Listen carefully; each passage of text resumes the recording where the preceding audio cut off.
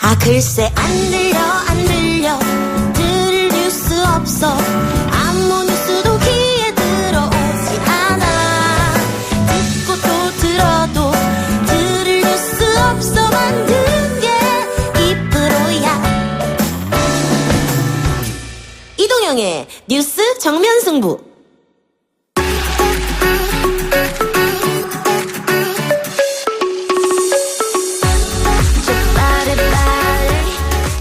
네, 대한민국 보수가 가야 할 길에 대해서 생각해보는 시간, 이름하여 더 보수 시간이 돌아왔습니다. 오늘도 두 분 나와 계십니다. 차명진 전 자유한국당 의원, 이준석 바른미래당 최고위원 나왔습니다. 어서 오세요. 네, 안녕하세요. 해가 짧아졌습니다. 네, 그렇네요. 날씨 좀 쌀쌀해졌는데 감기 조심하시고요, 두 분 다. 자, 자유한국당 전원책 조강특위위원이 보수 통합 이야기를 계속하는 것 같아요. 결국 양당제로 갈 수밖에 없다 이렇게 얘기하고 있는데 어떻게 생각하십니까, 차명진 의원님? 네, 제가 먼저 기조발제하고 예. 이준석 최고위원이 좀 예. 비판하는 걸로 합시다. 저는 이런 생각해요. 어차피 현재 다음번 총선 때쯤 되면 뭐 누가 뭐라 해도 정계구도는 1대1로 갈 수밖에 없다. 소위 말하면 진보 대 보수. 왜 그러느냐. 크게 두 가지 이유가 있는데 하나는 환경이 문재인 대통령이 사실은 지금 견결하게 왼쪽으로 갖고 계세요. 사실 문재인 정부 지금 1년 반 됐는데 협치가 없어요. 그래서 아마 중도가 설 자리가 이제 없는 문제가 하나 있고 또 우리나라 선거제도가 지금 승자 독식형이에요. 예, 지난번에도 얘기했지만 선거제도 이거 바뀌기 힘듭니다. 앞으로 이제 1년 반 남았기 때문에. 그리고 무엇보다 중요한 건 보수 입장에서 진짜 중요한 거는 참 정치가 이기는 게 옳은 거 아니에요.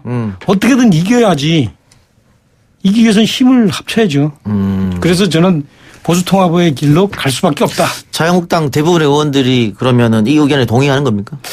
저는 아마 100명이면 100명 동의할 거라고 봅니다. 다. 네. 예. 자, 이준석 의원. 바른미래당 손학규 대표는 여기에 개강된 좀 반응을 보였거든요. 예. 제가 뭐 사실 지난번에 같이 그 국제 관함지기에 같이 갔다 왔거든요. 손 대표는. 그때 얘기를 좀, 말씀드렸는데 전원책 변호사가 하는 말 자체가 지금 너무 살이 안 맞지 않느냐. 그러니까 첫째로 봤을 땐 지금 어제 오늘 있었던 두 발언을 조합해봐도요. 어제는 이 보수가 이렇게 된 거는 박근혜 대통령의 2012년 비대위 때문이다 이렇게 얘기했거든요. 그다음에 오늘은 또다시 태극기 세력을 끌어안는다 이렇게 이야기했어요. 이건 뭐 굳이 비교하자면 알라를 욕하면서 이슬람교를 끌어안겠다. 뭐 예술 욕하면서 기독교를 끌어안겠다. 뭐 이런 약간 언어도단 같은 느낌이 있어가지고 제 느낌으로는 지금 과연 전원책 조강특위 위원이 과연 이 보수 통합에 대해서 진정성이 있느냐 저는 약간 의구심이 들고 바른미래당은 이런 게 있어요. 보면 바른미래당은 이미 바른정당과 국민의당의 통합을 겪으면서 원칙과 명분 없는 통합이라는 것이 얼마나 위험한 것인가를 체험해봤어요. 이미 보면요. 그때 조금 더 진지하게 통합하지 못했던 것. 그것에 대해서 고민을 많이 하고 있는 사람들한테 무조건 다짜고짜 1대1 구도를 만들기 위해서 통합하자라고 했을 때 과연 그게 가능한 얘기인가. 그리고 우리가 이제 양당 구도로 갈 수도 있다는 차명진 의원님 말씀을 제가 동의하면서도 그러면 그것이 꼭 자유한국당 중심의 통합이냐에 대해서는 약간 의구심을 가지는 게 과거 영국도 보면요. 자유당 같은 경우에 사라지고요. 그 자리에 노동당이 차고 들어왔어요. 그러니까 정당이 사라질 수 있는 겁니다. 우리가 지난 한 20년 동안 그걸 경험해보지 못했기 때문에 뭐 사실 그게 불가능하다 믿을 수도 있겠지만은 가능합니다. 제 생각에는. 네. 그래서 그 통합이라는 것보다도 오히려 보수 야당 대체가 될 수도 있다는 생각을 합니다. 네. 정치는 아까 이겨야 된다고 차명진 의원이 얘기했잖아요. 그리고 자유한국당은 거의 다 동의할 것이다. 근데 차명진은 요즘 솔직히 20대 한국당 의원들하고 안 친하시죠? 20대 한국당 의원들이요? 그러니까 이제 잘 모르는 사람도 많죠. 19대까지 했던 분들하고는 친하죠. 그러니까. 20대에 계신 분들은 잘 모르는데 글쎄 몰라 이분들이 이제 예컨대 통합을 해서 지역구가 현재 바른미래당에 계신 분들하고 이제 겹치게 돼 가지고 어떤 거기에서의 어떤 사실은 이제 내부의 싸움에 좀 힘들어서 버거워서 반대할지는 모르겠으나 제가 볼 땐 기본적으로 이건 아유 기본적인 산수 아니에요? 이 보수가 둘로 갈라지면 지는 건 맞잖아요. 예. 그러니까 저도 지금 그 여쭤보려고 그랬는데 그 손학규 대표는 뭐 격앙된 표현을 쓰면서 반대하고 있지만은 결국은 선거는 이기려고 하는 건데. 네. 차명진 의원 말대로 선거에 갔을 때 보수가 이렇게 둘로 분열되고 뭐 진보는 민주당으로 대표돼서 하나가 된다. 그러면 바른미래당 입장에서도 이거는 선거에 지는 거 아니냐, 필패 아니냐. 그러면 합치는 게 낫다고 판단하는 분이 계실 것 같아서 한번 여쭤볼게요. 아까 제가 말씀드렸잖아요. 그 바른정당과 국민의당이 지금 와서 생각해 보면은 그나마 가장 해볼 만한 것은 선거 연대 정도였다. 왜냐하면 가치나 이념적으로 맞지 않지만 어쨌든 제3지대를 구축하겠다는 하나의 관심사가 있었으니까요. 그런데 만약에 지금 바른미래당이 추구하는 바와 자유한국당이 추구하는 바가 같지 않다고 한다면은 그런 전략적인 선거 연대 정도는 할 수 있겠습니다. 만약에 좀 일치하는 지점을 찾아가지고. 그런데 지금 합당하기에는 당장 태극기 부대를 놓고도 이견이 있지 않습니까? 지금 보면은. 예. 탄핵에 대해서도 아직까지 이견이 좁혀지지 못했고. 저는 이걸 덮고 가자라는 말도 뭐 일각에는 할 수 있겠지만은 그러기에는 제 생각에 명분이 좀 약합니다. 국민들에게. 예. 그러니까 이제 그렇죠. 예. 합치려면은 이 접촉자가 있어야 되는데 네. 지금 사실은 서로 당기는 요인보다 밀어내는 요인이 강한 게 예. 있어요, 몇 가지. 예. 뭐 그런데 이제 1차적으로 어떤 이념적인 문제 얘기를 하세요.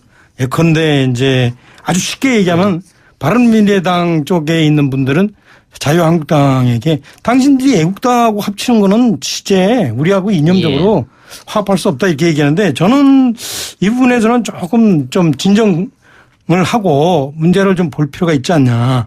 사실 그 애국당을 극우라고 그러는데 극우가 뭐예요? 제가 지난번에도 얘기했듯이 극우는 파시즘을 얘기하는 거예요. 그 소위 민족주의 전체주의. 근데 대한애국당에서 제가 볼 때 이제 일부 이런 분들이 있어요.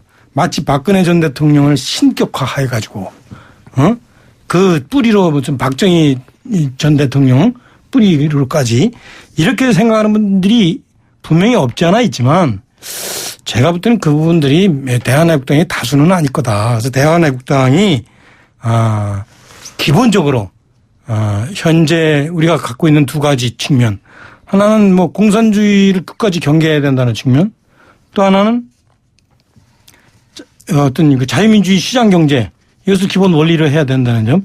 이 점에 있어서는 뭐 여러 가지 편차는 있지만 뭐 그 실제 같고 그리고 그것은 저는 바른미래당도 같다. 그래서 그 같은 보수끼리 너는 개혁보수, 너는 극우보수 이렇게 가르는 것 자체는 오히려 보수가 합치는 것을 두려워하는 사람들이 이렇게 프레임을 씌우는 거다. 저는 대한애국당의 이념적 지향점이 뭔지 전 모르겠어요. 잠깐만요. 그러면 차영님은 보수 통합에서 대한애국당도 포함된다는 겁니까? 그럼요. 저는 당연히 포함돼야 된다고 봅니다.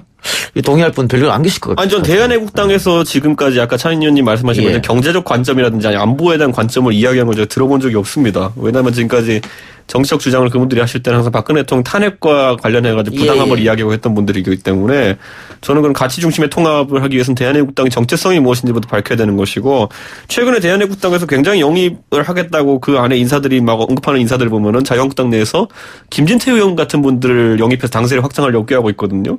그 말은 그 중에서도 약간 강성보수 성향의 분들을 많이 끌어들이려는 것이 아니냐. 그리고 나한테도 놓으라고 그래요. 예? 나한테도. 그 정체성이 뭐예요, 그러면은?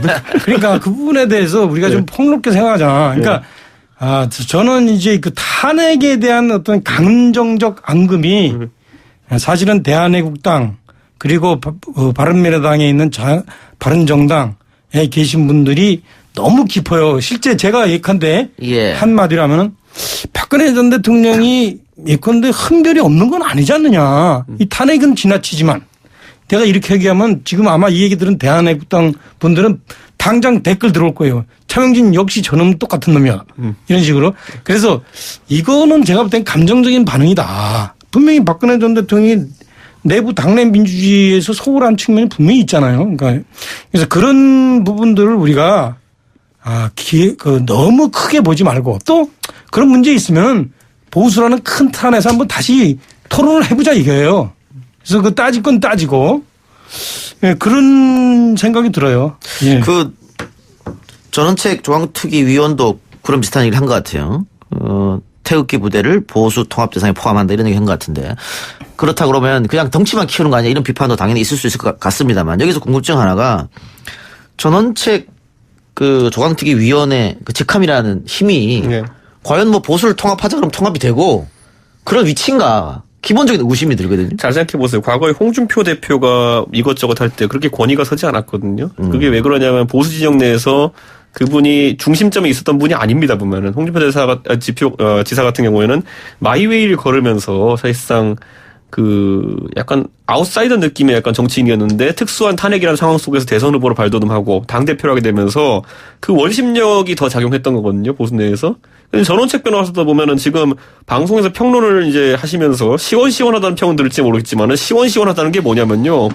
정치권의 사람들이 입이 없어서가 아니라 여러 가지 고려 끝에 말하지 않는 것들을 그냥 근본주의적 관점에서 말을 많이 하셨기 때문에 시원시원하다는 평가를 들었던 것인데 그게 지금 전부 다 이제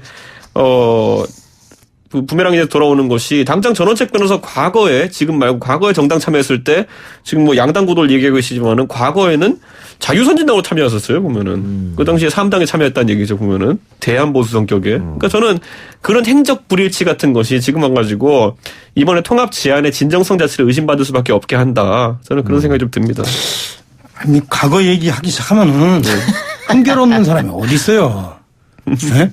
손학규 지사님도 옛날에 제가 그 경기도의 대변인 할 때 그 손학규 지사님도 그때 뭐냐면 이제 노무현 대통령을 경제를 포기한 대통령 해가지고 그때 그 노무현 대통령하고 각을 세웠는데 그때 노무현 대통령 슬하에 현재 자유한국당 비상대책위원장인 김병준 수석이 있었단 말이에요. 그러니까 이게 둘이 입장이 완전히 180도 바뀌었는데 그래서 이제 과거의 어떤 문제들에 대해서 뭐 짚고 넘어갈 거고는 짚고 넘어가지만 또 당신 왜 과거에 그런 얘기 했는데 이번에 바꾸느냐 이런 얘기를 좀 이제 따질 건 따져야 되지만 그것 때문에 안 된다.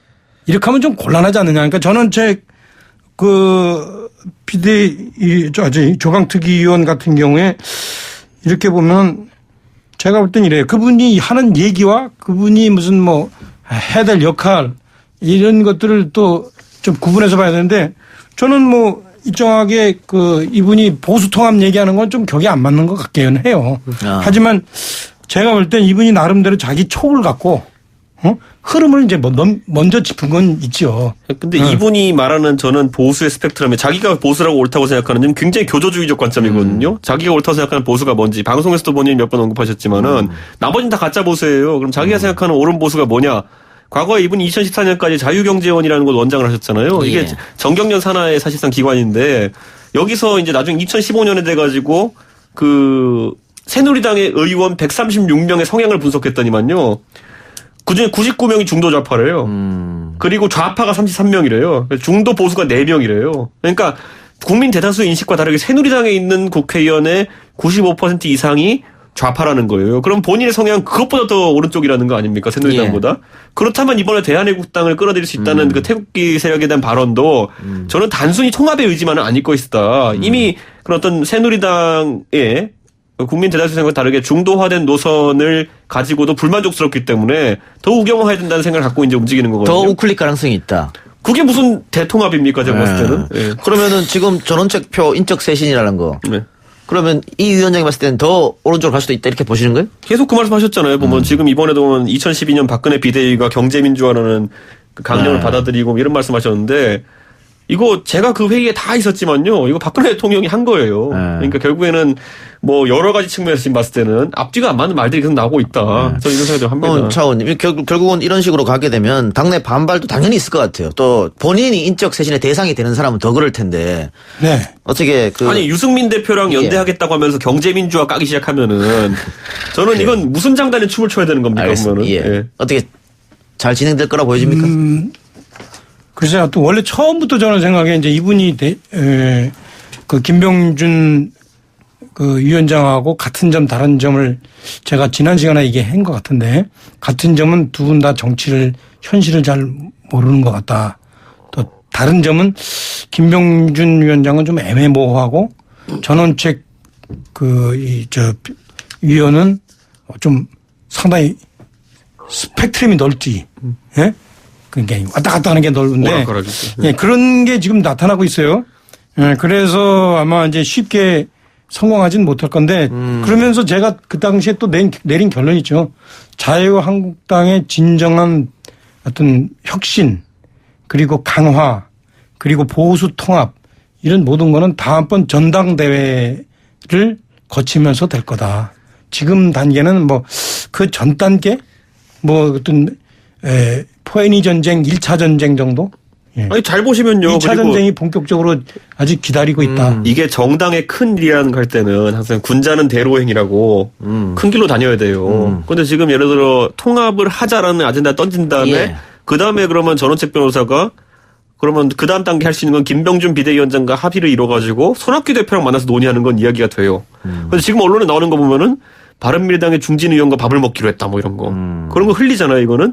이건 가장 이번에 오늘 하태경 의원도 지적했지만은 가장 정치 모략 중에 정치 모략에 해당하는 것인데 군자는 대로행인데 통합을 이렇게 뒷길로 해도 되는 겁니까 보면은 결국에는 그 삼선 의원을 만났다고 하는데 그 사람도 만나겠다고 하는데 그 사람도 부인하고 있고 결국에는 본인의 가벼운 어떤 언급 때문에 큰 길로 가는 게 불가능해졌어요 보면은 오늘 그래 손학규 대표가 상당히 그에 대한 불쾌함을 느꼈잖아요. 만약에 통합이나 아니면은 연대 의지가 있다고 한다면은 예. 가장 먼저 해야 되는 게 뭐냐면 가치 아까 말했던 핵심 가치 무엇을 위해서 연대해야 되는가를 밝혀야 되는 것이고 그걸 할 수 있는 격이 맞는 당사자. 전원책 변호사는 지금 조강특위 위원이라는 거는 예, 저도 아까 그래서 여쭤본 거. 당내 조직을 다 잡는 게 역할로 부여된 것이에요. 네네네. 비대위원장이나 당대표는 당을 대표해서 교섭을 할 수 있는 권한이 있지만은 그게 없단 말이에요. 조강특위 위원은. 우리 이준석 최고위원이 오늘 상당히 흥분하셨는데 네. 괜찮아요. 걱정하지 마시고 이렇게 이제 저는 책 변호사가 네. 이렇게 운을 띄웠으니까 네. 아, 저 사람은 이제 사실은 그 이 새벽이 트기 전에 오는 그냥 일정하게 무슨 뭐 이게 귀뚜라미 울음소리 정도구나. 우리가 이 본격적으로 해가 뜨면 어떻게 같이 이제 잘 해볼 것인가 이런 생각을 하는데 예. 제가 그것도 얘기하는 거는 너무 좁게 보지 말라. 분명히 지금도 얘기해서 대한민국당하고 하면 우리가 안 해. 뭐 이런 식으로 하는 거는 제가 볼 때는 이 보수라는 큰 틀을 좀 생각할 필요가 있다. 아니, 그러니까 이게 지금요 보면은 솔직히 계속 언급당하는 상대 당 입장에서는 어떤 느낌이냐면은 전혀 생각도 지금 들지 않고 별로 조건도 맞지 않는 것 같고 별로 아직까지 만나본 적도 없는데 일방적으로 뭐 이렇게 뭐 결혼할 상대다 이렇게 막 이렇게 공표하고 다니면은 이거야말로 심대한 데이트 폭력입니다. 이건 지금 제가 봤을 때는. 예. 그렇기 때문에 이거는 하면 안 되죠. 이거는. 그 전원책 변호사를 앞세우고 김병준 비대위원장이 뒤로 숨었다 이런 이야기에 대해서는 어떻게 생각하세요? 김병준 비대위원장은 전혀 안 원래 보이는데. 처음에 비대위원장 하실 때부터 사실 조금 존재감이 없었잖아요. 그죠? 네. 그런 문제가 있었는데 하여튼 아까도 제가 얘기했듯이 그럼에도 불구하고 당신 그만둬. 제가 이렇게 하지 않는 이유는 그 자리가 사실은 힘이 있을 수 있는 자리가 아니에요. 당원과 국민들이 표로 뽑은 당대표만이 사실은 힘을 행사할 수 있어요. 그래서 일정하게 이제 그 징검다리 예. 정도의 의미가 있기 때문에 뭐 그렇게 크게 제가 뭐 그 양반한테 뭐 이 양반 안 돼 이렇게 얘기하지 않는 이유는 그거예요. 만약에 이분이 진짜로 당대표가 저렇게 했다고 봐요. 예. 저는 가만히 안 있죠.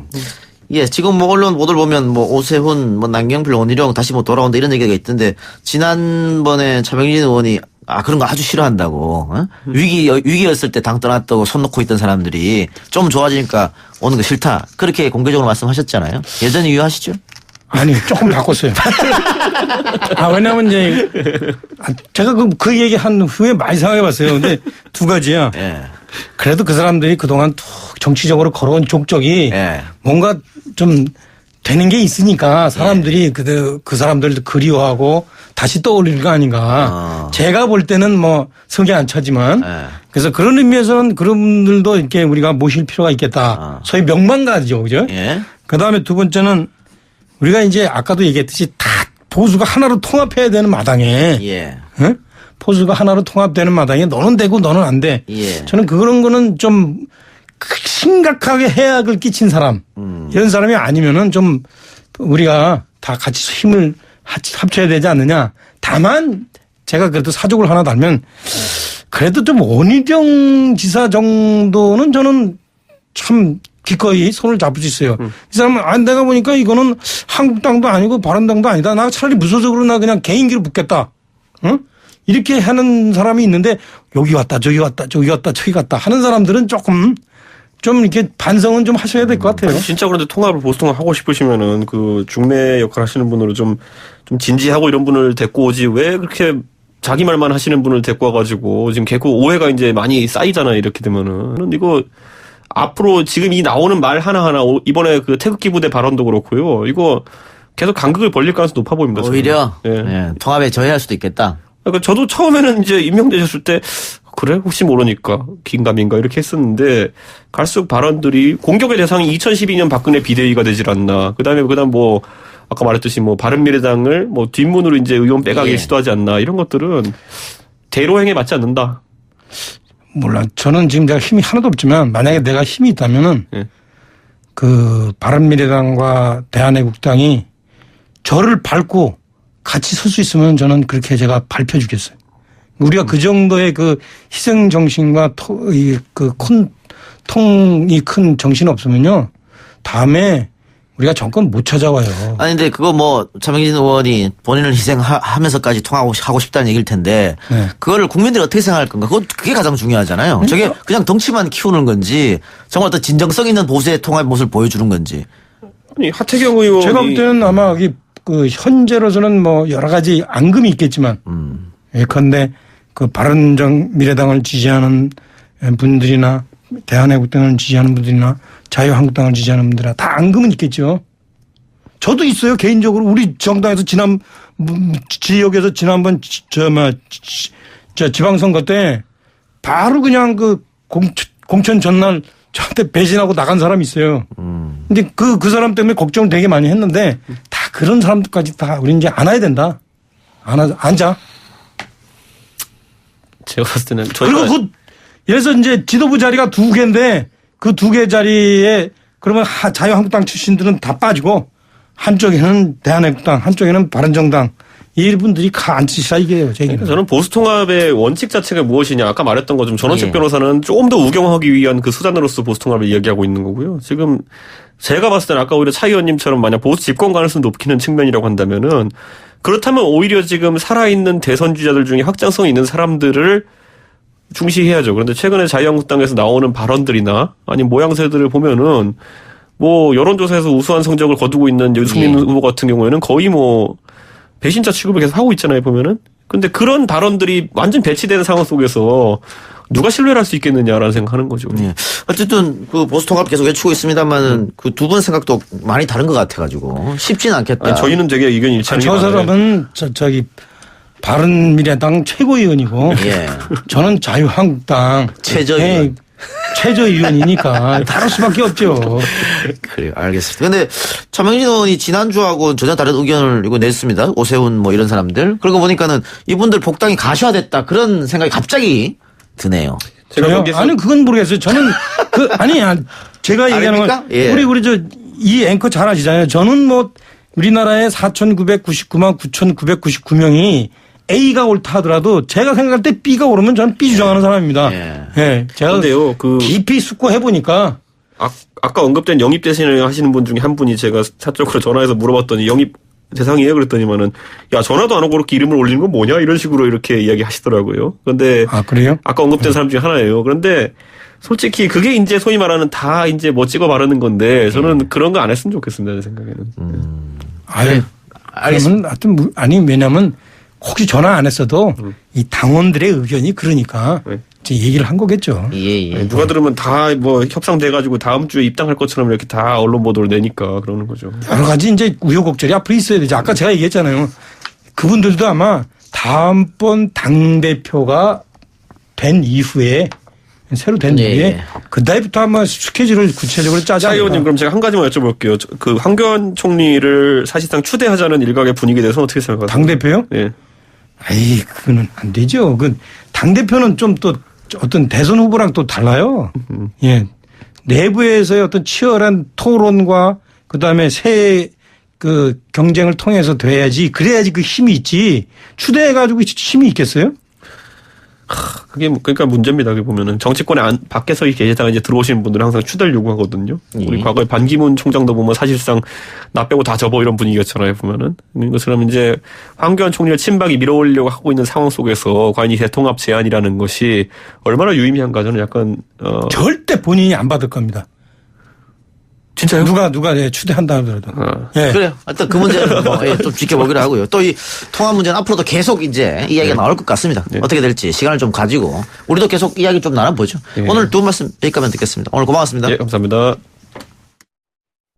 3부 수사 마치고 4부 팩트 지금 승부 트루맨으로 돌아오겠습니다. 뉴스 신동 이 작가와 함께하는 비포장 뉴스 해학 뉴스 정면 승부.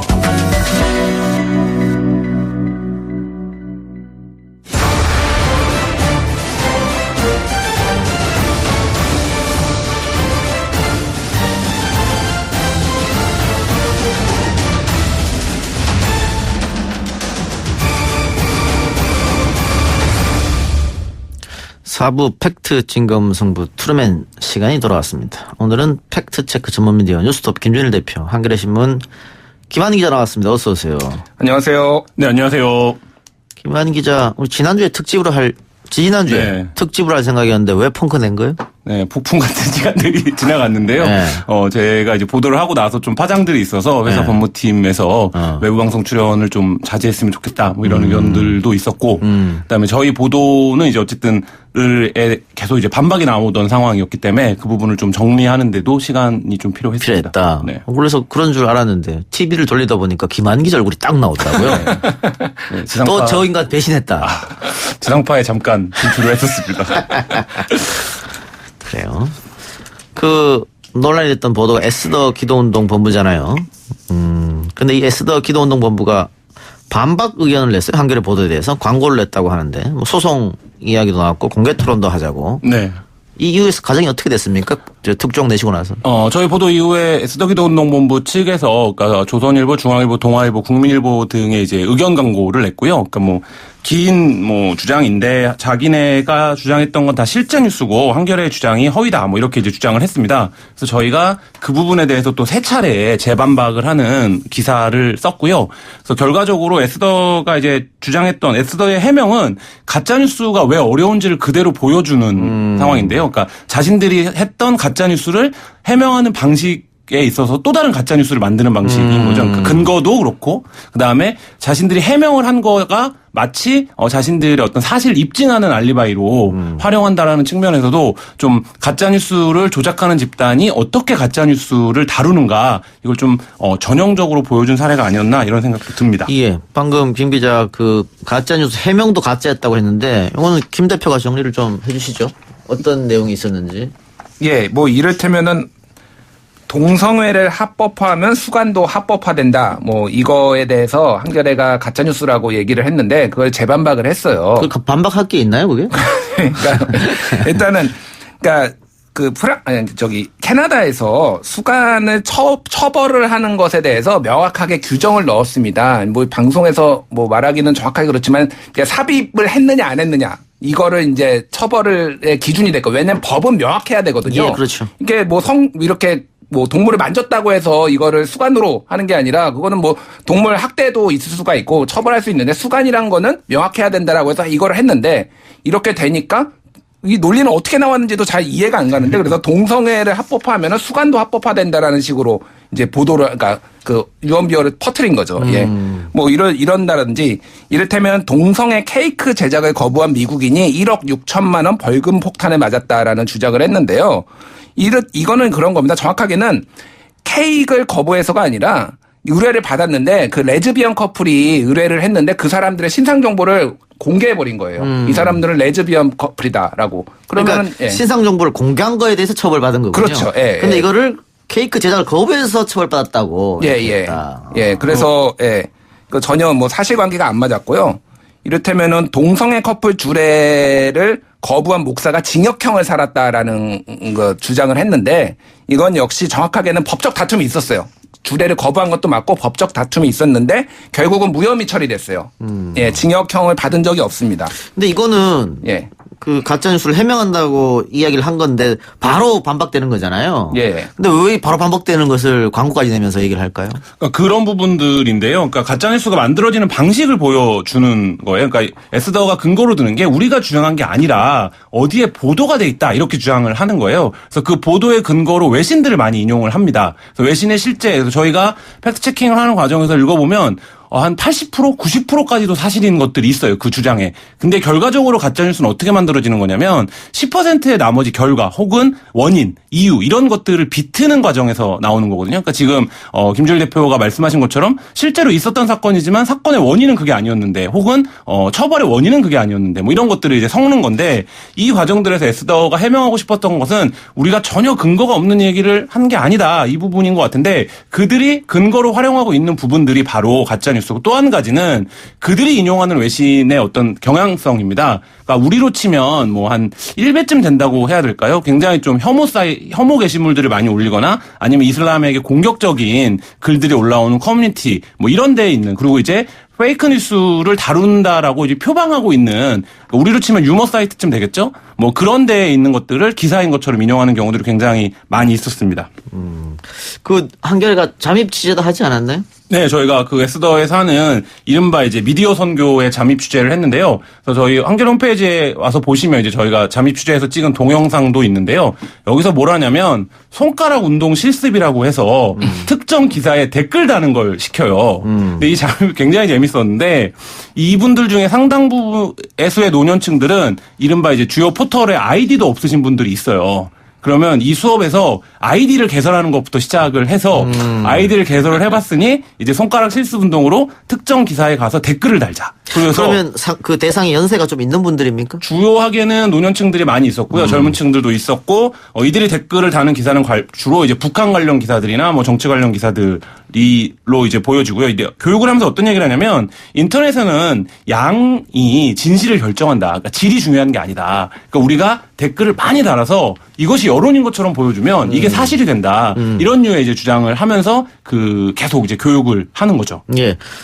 그러면 댓글 작성을 지시했고 그거를 영상으로 찍어서 증거를 보관하고 있는 거잖아요, 한겨레에서. 네, 그렇죠. 그러면은 이 에스더 측에서는 여기에 대해서는 변명을 못 할 것 같은데 정확하게 찍혀 있으니까. 해명하지 않았습니다. 해명하지 않았습니다. 네. 예. 그리고 성소수자 혐오하지 않는다 이렇게 이야기했지만 역시 계속해서 그런 활동을 해왔었는데 이게 뭐 사역이라는 표현을 쓴다고요? 예, 이들이 이제 인터넷 사역 이렇게 표현을 하는데요. 이들이 이제 인터넷 공간에서 벌이는 일을 영적 전쟁이라고 불려요. 그러니까 이 모든 것들을 기독교에 대한 공격으로 풀이를 합니다. 그렇게 해야 이제 말하자면 자기들이 이제 포섭한 집단들에게 이제 영향력을 발휘할 수 있기 때문에 그걸로 표현을 하고 그거에 대한 영적 전쟁을 벌이는 거다. 거기서 이제 소수자 혐오들이 나오는데요. 동성애자뿐만 아니라 뭐 난민이라든지 아니면 페미니즘이라든지 아니면 뭐 세월호 문제라든지 이런 것들에 대해서 계속적으로 비방하거나 비난하는 댓글을 달거나 혹은 이런 활동을 하는 것이 이제 인터넷 사역이다. 그리고 그거를 미디어 선교다. 이렇게 또 불러요. 그리고 그거에 참여하는 사람들을 뭐라고 그러냐면 인터넷 헌신자들이다. 뭐 이렇게 부르고요. 내부 문건을 보면 뭐 풀타임 헌신자 뭐 이런 표현들이 등장을 해요. 예. 그래서 댓글을 작성을 해서 여론 조작을 해서 그 보수 정치인들에게 도움을 주려고 했다는 거잖아요. 그렇죠. 그래서 국정원 측에 연락해서 예산도 필요하다. 그것까지 네. 지금 한겨레가 밝혀낸 거고. 네네.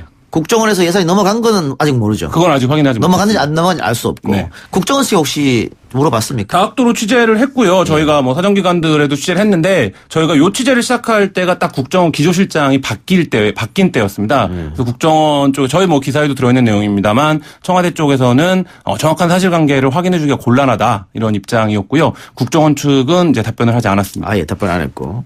그럼 김 대표님, 예. 이게 사실이라면 에스더가 가짜뉴스 생산, 유포 이걸 뛰어넘어서 불법 선거 운동까지 한 거 아니겠어요? 예. 그러면은 이거 당연히 검찰에서 들여다봐야 할 사안인데 수사하고 있습니까? 일단 뭐 검찰이 먼저 움직이기가 쉽지는 않은데 우연찮게 이제 고발이 들어왔어요. 예. 우연인지 아닌지 모르겠으나 민중당의 김선경 공동대표가 10월 5일 날 국가정보원법 및 공직선거법 위반 혐의로 명예훼손 혐의로 이용희 에스더 기도운동본부 대표를 고발을 했습니다. 그래서 서울중앙지검에 접수가 됐고요.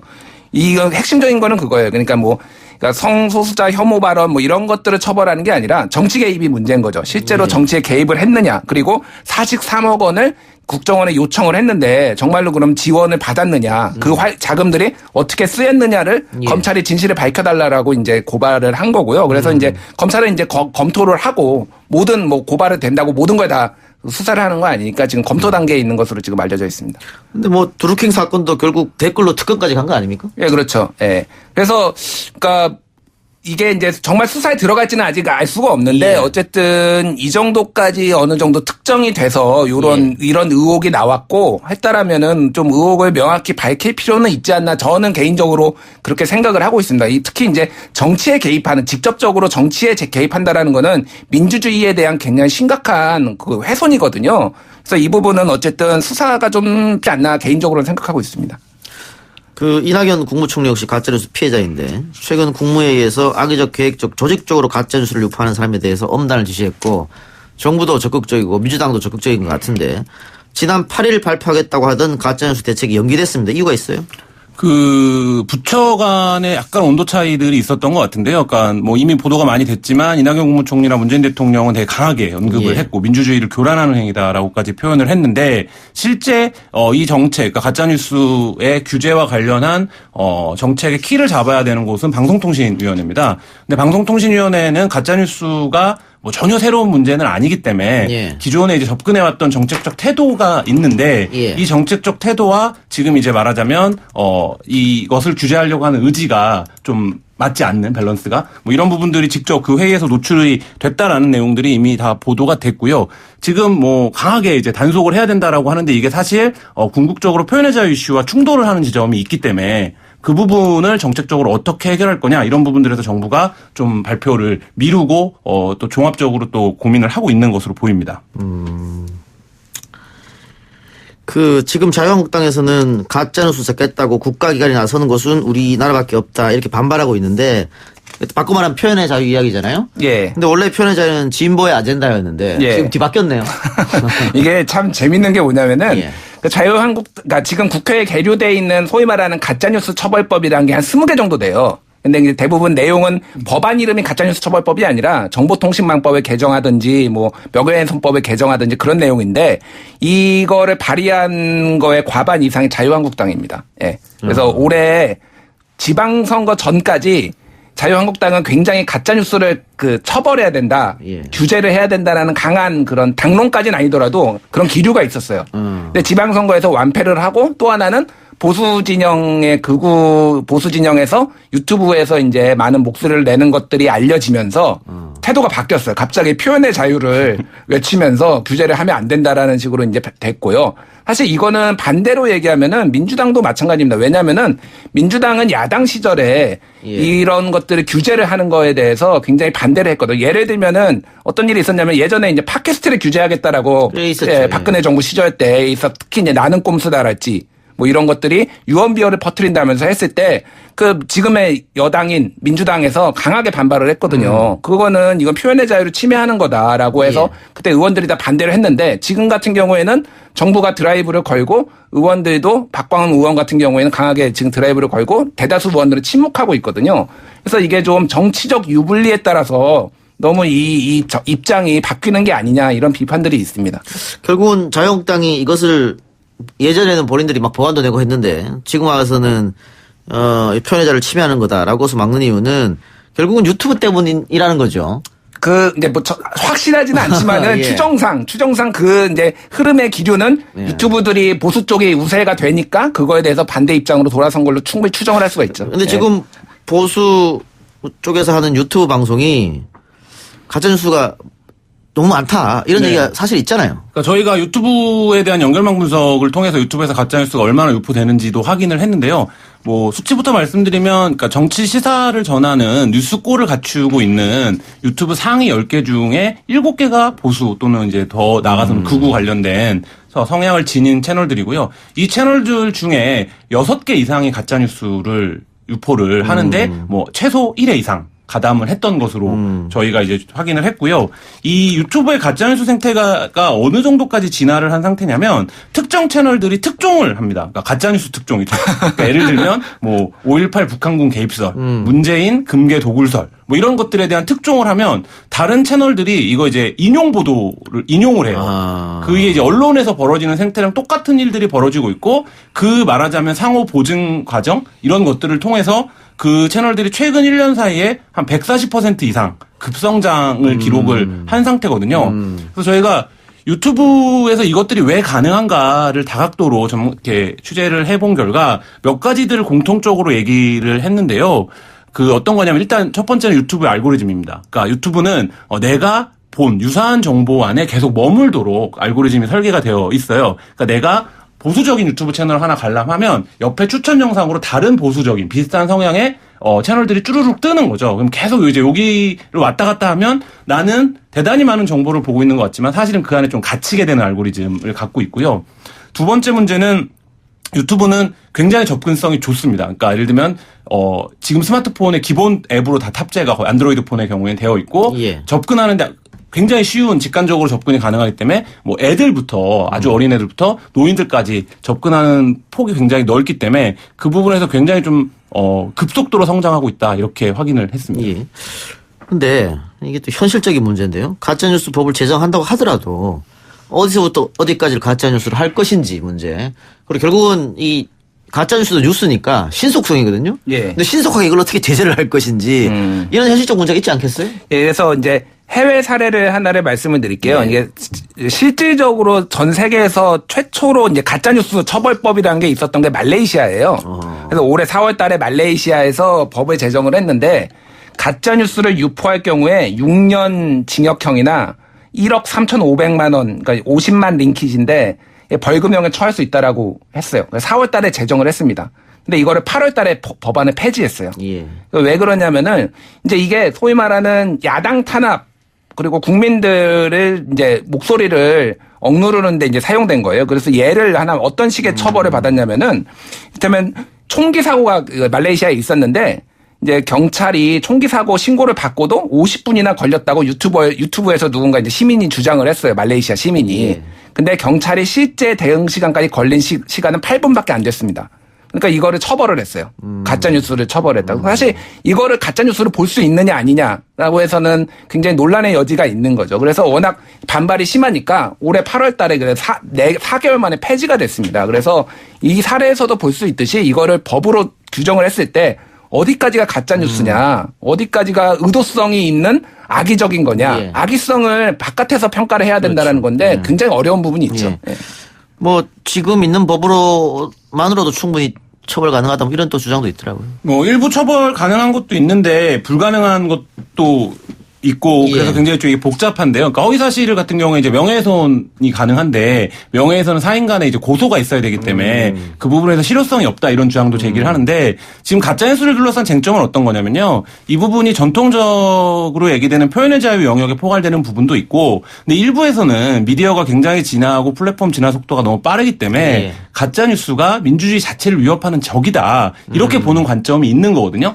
이 두 개의 관점이 지금 새롭게 충돌을 시작한 겁니다. 그래서 이 부분에 대한 논의를 시작을 해야 되는 거예요. 근데 이 부분에 대한 논의를 시작을 하려면 가짜뉴스의 개념이 뭐냐. 그럼 가짜뉴스의 범위를 어떻게 잡을 거냐. 그러면 처벌하는 방식은 어디까지로 할 거냐. 이 세 가지의 굉장히 복잡하고 가치적인 문제들을 사회가 논의를 해야 되는데 그러한 논의 없이 이 논의가 나오자마자 정부가 인터넷상의 허위사실을 단속하겠다라고 이제 딱 바로 나오니까 여러 가지 정치적인 반대나 반발들을 지금 부르고 있는 것 같고요. 아까 말레이시아 말씀드렸는데 아시아에 굉장히 좀 참고해볼 만한 사례를 제가 한 가지 취재하는 과정에서 말씀을 드리면 싱가포르 사례인데요. 싱가포르가 뭐 정치체제로서는 정치체제고 굉장히 유연성이 떨어지는 나라인데 사회문화적인 수준은 그래도 어쨌든 선진국 수준에 근접해 있는 이런 나라로 평가를 할 수 있는데 이 나라에서 가짜뉴스를 지금 어떻게 하고 있냐면 여야 합의로 위원회를 만들었어요. 그래서 이 위원회가 국민 의견을 청취를 했습니다. 네. 그래서 가짜뉴스가 뭐냐 그리고 가짜뉴스의 피해를 뭘 입었냐라는 광범위하게 의견 청취를 한 다음에 8일간 전국적으로 생중계되는 가짜뉴스 공청회를 열었어요. 분야별로. 6개 그 분야로 나눠서. 그래서 결국엔 22개 권고안을 만들었습니다. 가짜뉴스와 관련하게 사업자들에게 권고하는. 근데 이 과정이 굉장히 의미가 있다고 보는 게 뭐냐면 이 과정 속에서 전 국민적으로 가짜뉴스가 무엇인가에 대한 사회적인 논의와 합의 과정이 있었다라는 거죠. 그렇게 되면 뒤에 권고도 당연히 힘이 실리게 되는 뭐 이런 상황인데 지금 우리도 충분히 그런 과정들을 도입해서 할 수 있는 제도들이 있기 때문에 정부가 너무 이렇게 규제 일변도의 정책을 사고할 게 아니라 좀 가짜뉴스 문제를 공론화하는 방식을 함께 고민해야 되지 않나 이런 생각이 취재한 입장에서 들었습니다. 예. 반대로 기존 언론이 제 역할을 못했기 때문에 기존 언론에 대한 불신으로 이런 가짜 뉴스가 막 생산되고 또 그걸 믿는 사람들이 생겼다. 이런 진단에 대해서는 자 일단 기존 언론에 계셨던 분부터. 아, 예.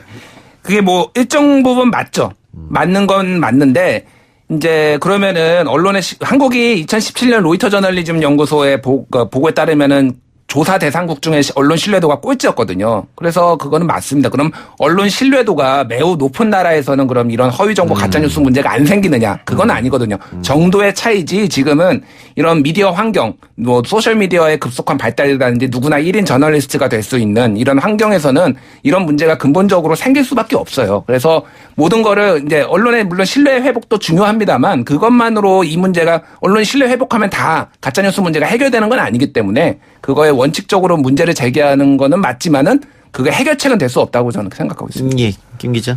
네, 그러니까 가짜 뉴스가 결국 좀 먹는 게 뭐냐면 진짜 뉴스를 보는 시간이거든요. 그러니까 진짜 뉴스가 사회적으로 영향력을 얻고 진짜 뉴스가 유통되는 걸 가짜 뉴스가 막는 건데 왜 이런 일이 발생하냐를 놓고 보면 여러 가지 분석들이 있지만 뭐 사실의 시대가 아니라 믿음의 시대로 넘어갔다 이런 얘기들을 하시는 분들도 있거든요. 그래서 자기가 믿고 싶은 것만 믿는 거죠. 실제로 저희가 보고서를 보니까 60대 이상은 가짜뉴스를 판단하는 기준이 뭐냐면 내가 알고 있는 사실과 다를 때 가짜라고 한다는 거예요. 그러니까 믿고 싶은 것만 믿는 거죠. 근데 이 부분에서 유럽의 많은 나라들이 쓰는 방법인데 진짜 뉴스에 대한 공적 지원을 해야 됩니다. 그리고 또 한 가지 문제는 이게 한겨레 했으니까 한겨레 보도로 끝나는 게 아니라 YTN의 문제이기도 하고 나아가 조선일보의 문제이기도 하거든요. 이 가짜뉴스와의 싸움은. 그래서 그 진짜 뉴스를 어쨌든 업으로 하는 집단의 좀 공동 대응이 필요하지 않나 이런 생각도 듭니다. 알겠습니다.